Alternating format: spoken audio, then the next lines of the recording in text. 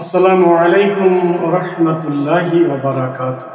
সম্মানিত বন্ধুগণ, আজকে আমার হাদিসটি হলো স্ত্রীদেরকে হক নিয়ে। বিসমিল্লাহির রহমানির রহিম।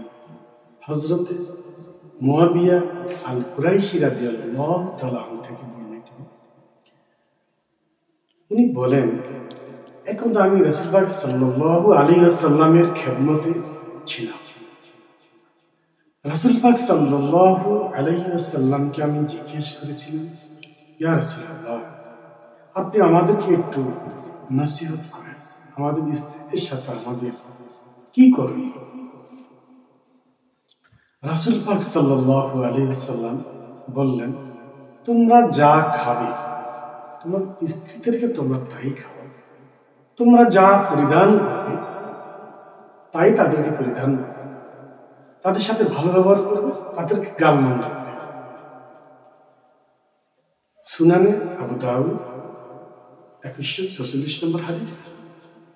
আসসালামু আলাইকুম ওয়া রাহমাতুল্লাহি ওয়া বারাকাতুহু।